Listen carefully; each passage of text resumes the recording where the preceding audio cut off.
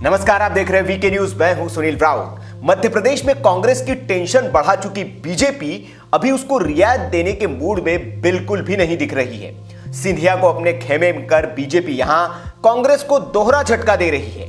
एक तो कांग्रेस की सरकार पर भी संकट है और उसके हाथ से एक राज्यसभा की सीट भी जा रही है। लेकिन यह सिर्फ एक राज्य की बात नहीं है। कांग्रेस की इसी कलह का फायदा उठाकर बीजेपी ने गुजरात और राजस्थान में भी चाल चल दी है और यहां भी वो मध्य प्रदेश की तरह ही कांग्रेसी खेमे में सेंध मारी कर कांग्रेस के खाते में जाने वाली राज्यसभा सीटों में कटौती करने की योजना बना चुकी है। दरअसल राजस्थान में राज्यसभा उम्मीदवार के नाम को लेकर कांग्रेस के अंदर ही कलह दिख रही है। जैसे ही कांग्रेस ने गुरुवार रात राज्यसभा के लिए राजस्थान से 2 उम्मीदवारों की घोषणा की, बवाल शुरू हो गया।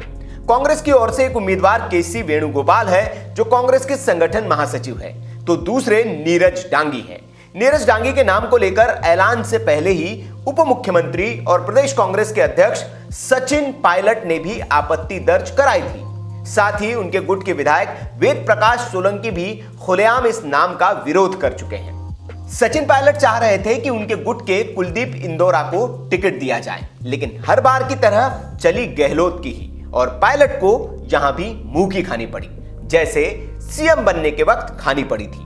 नीरज डांगी आखिरकार कांग्रेस की ओर से राज्यसभा के उम्मीदवार हैं, लेकिन डांगी के लिए चुनाव जीतना अब मुश्किल हो गया है, क्योंकि इस झगड़े का फायदा उठाते हुए बीजेपी ने यहां अपना उम्मीदवार उतार दिया है।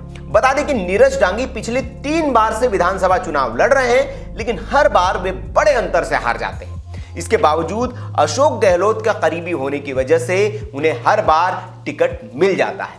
अब तीसरी बार हारने के बाद भी डांगी को राज्यसभा का टिकट मिलने पर पायलट गुट नाराज है।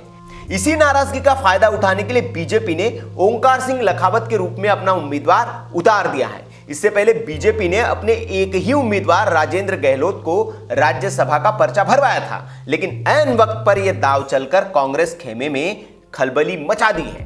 खबर है कि इस चुनाव में गहलोत को सबक सिखाने के लिए पायलट गुट के कई विधायक क्रॉस वोटिंग करेंगे और डांगी को हराकर लखावत को जिताने में बीजेपी की मदद करेंगे।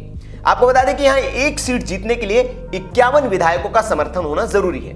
प्रदेश की विधानसभा में 200 सीटें हैं, इनमें से कांग्रेस के पास 107 विधायक हैं, जबकि बीजेपी के पास है 72। छोटी पार्टी और निर्दलीय विधायकों की संख्या यहां पर 21 है।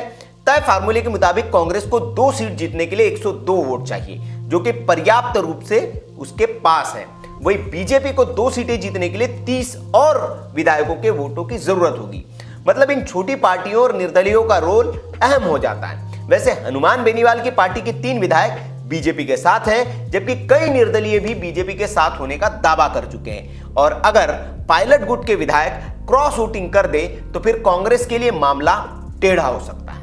ऐसे ही गुजरात में भी कांग्रेस के लिए बीजेपी ने अपना उम्मीदवार उतारकर मुश्किलें पैदा कर दी हैं। गुजरात में 4 सीटों के लिए चुनाव होने हैं, जिनमें से 2-2 सीटों पर दोनों प्रमुख दलों की जीत तय थी, लेकिन बीजेपी ने एक दांव से कांग्रेस की नींद उड़ा दी है। बीजेपी में अपने तीसरे कैंडिडेट के रूप में कांग्रेस के ही पूर्व कद्दावर नेता और पूर्व डिप्टी सीएम नरहरि अमीन को मैदान में उतार दिया है। अमीन 2012 में बीजेपी को मात दे चुके हैं। आपको बता दें कि कांग्रेस ने यहां से राष्ट्रीय प्रवक्ता शक्ति सिंह गोहिल और भरत सिंह सोलंकी को उम्मीदवार बनाया है, लेकिन बीजेपी ने तीसरी सीट के लिए कांग्रेसी अमीन को मैदान में उतारकर सेंधमारी की कोशिश शुरू कर दी है। दरअसल अमीन पाटीदार हैं और बीजेपी ने उन्हें उतारकर पाटीदार कार्ड भी खेला है। यहां के वोटिंग समीकरण की बात करें तो बीजेपी के पास 103 विधायक हैं और पार्टी 3 अन्य विधायकों के समर्थन का भी दावा करती है। यानी तीनों सीटों पर आराम से जीत हासिल करने के लिए बीजेपी को कांग्रेस के सिर्फ 5 विधायकों की जरूरत है। यहां कांग्रेस के पास 73 सीटें हैं, जबकि उसे एक निर्दलीय विधायक जिग्नेश मेवाणी का समर्थन हासिल है।